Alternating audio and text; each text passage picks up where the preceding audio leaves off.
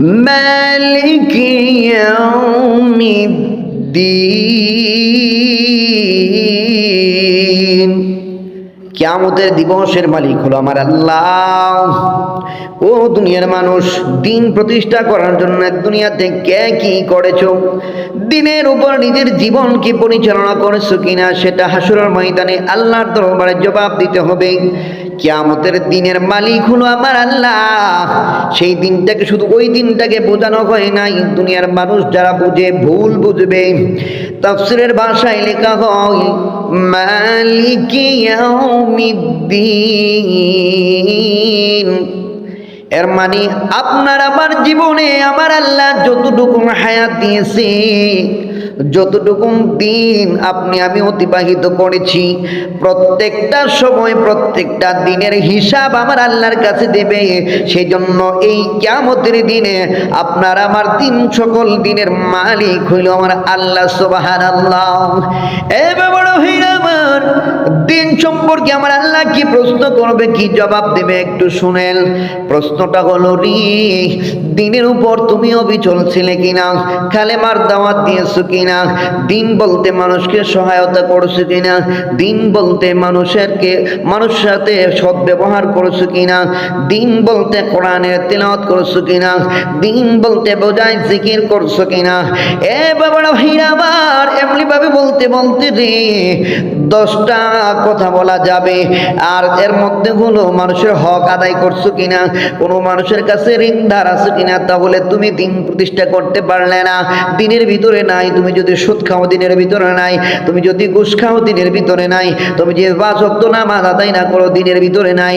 তবে দিনকে প্রতিষ্ঠা করার জন্য, দিনের হিসাবটাকে সহজ করার জন্য ঈমান আনার পর প্রত্যেকটা মুসলমানের দায়িত্ব 5 ওয়াক্ত নামাজ জামাতের সহিত আদায় করা।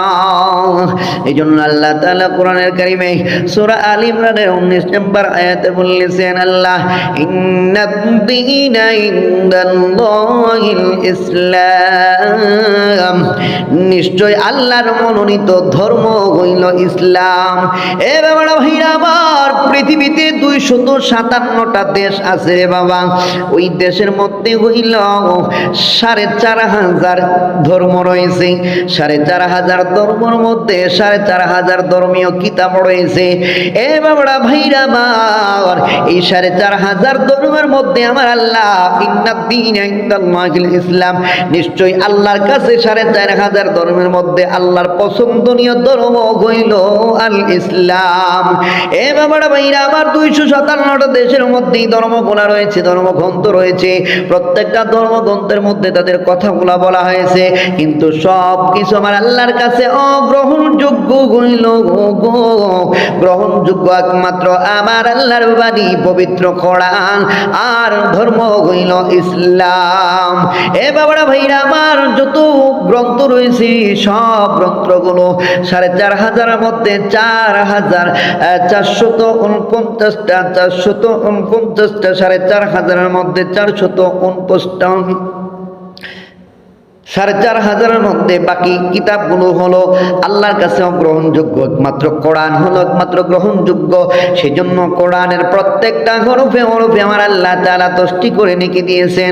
কেননা এই কথাগুলো সব আমার আল্লাহ তাআলার আসমানি বাণী।